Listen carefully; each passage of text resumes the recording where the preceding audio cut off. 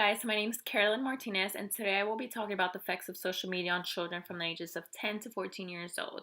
So if you take a look around, you see that our lives literally revolve around technology. We use technology on an everyday basis, even getting exposed to technology at a very young age. So whenever you were a child, I'm pretty sure your parents kind of threw media at you to calm you down whenever you were throwing a tantrum. So it comes from turning on the TV, playing your favorite movie whenever you're crying, or anything along those lines. What actually has shown that kind of reduces your cognitive development as you're growing up and you're getting media thrown at you at a very young age. Another study has also shown that you're on your phone about 4 to 6 hours a day on average from children from the ages of 10 to 14 years old. And if I were to personally think about that, I wouldn't think that I'm on my phone at least 2 hours. But studies show that you are actually on your phone more than what you think you are.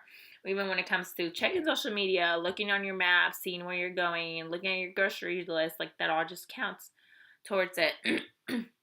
So a big question that has been thrown around is social media bad for your child's mental health and well-being?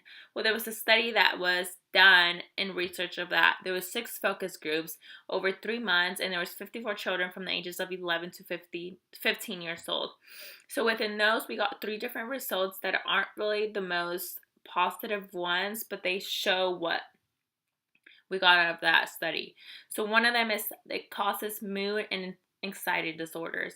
So you may wonder, how does it cause mood and anxiety disorders? You kind of feeling disconnected and lonely from not being on your phone. Your friendships are over network and not in real life. You compare your popularity. So you might have those role models that you look up to every day. Why don't I have that perfect body? Why don't I have that perfect car that they have? Why don't I have that perfect house that they have? And that's already comparing yourself to somebody else in a very negative way. And you also have social insurance. So you upload a selfie to get social insurance from everybody else. Make sure you look good. Make sure they tell you you're pretty, etc. Just something along those lines. Those are a couple factors that causes mood and anxiety disorders. Another very huge thing is the platform of cyberbullying. A lot of bullying can go on online and affects various different people in different ways. Some people might not take it very offensive, but some people have actually killed themselves over social media cyberbullying. And it's a really big topic that we can go more into depth, but we will not during this video. I'm just going to go over everything else. But that is something that can factor into being on social media for too much time. And another thing is that the use of social media was referred as an addiction, which is really crazy to me. This was a really cool factor that I found, is that studies have shown to activate the same brain area as addictive drugs such as cocaine. Being on your phone on social media can be as addictive as a drug. That's just insane to me. But anyways, social media can also affect your physical health and work performance. So rather than going outside and exercising, you'll rather stay on your phone and be on social media, catching up with your friends, looking at what everybody else is doing. That can also affect your physical appearance, your well-being, your health in general. By not getting enough exercise, of course, it keeps from social connection with human beings. Rather than just doing it over the network, you're not socializing with actual human beings. And 20% of children from the ages of 10 to 14 years old are actually fall under the scale of obesity because of technology and social media being used too much. Another big question that has been thrown out there is, how does screen violence affect the children's well-being? So studies have shown that being on a kid plays about 40 hours per week on average of video games. Of course, you're going to get exposed to violence, guns, shooting people, shooting zombies, etc. Stealing cars or just stuff like that. And that can actually affect how you behave. So you have more anger management issues. You get more violent whenever you come across a situation that you don't like. You're sometimes really hostile just because of those violence and stuff that you see on TV and technology, social media, for instance.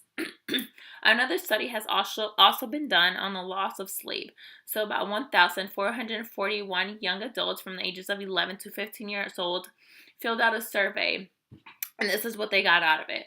So the results are that social media use and social media stress are positively related to sleep latency, which is kind of like loss of sleep, and daytime sleepiness is being sleepy throughout the day and taking more naps.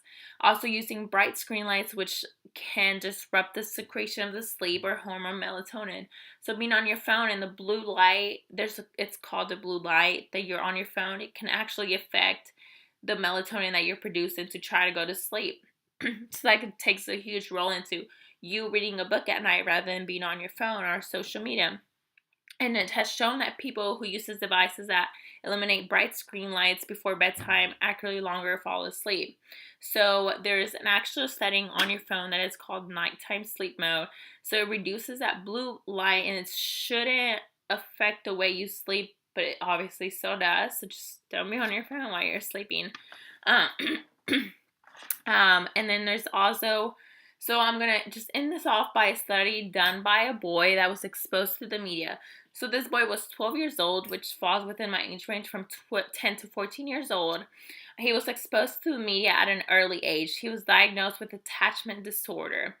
So what attachment disorder is you're too attached to something and you try to get away from it, but you just like something clicking in your brain wants you to go back and back to it.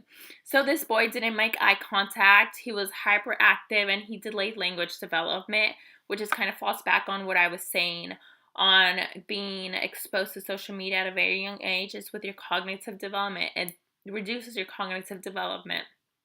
And then they decided to put him off of social media, just ignore social media at all. And as he was progressing towards this and not being on social media as long, his symptoms actually improved, and he was dramatically after he was prevented from using all media, and he encouraged to play in other ways, such as asking his parents to go to the playground, asking to go on play dates with his friends, just because he wasn't around social media anymore and he wasn't used to social media anymore.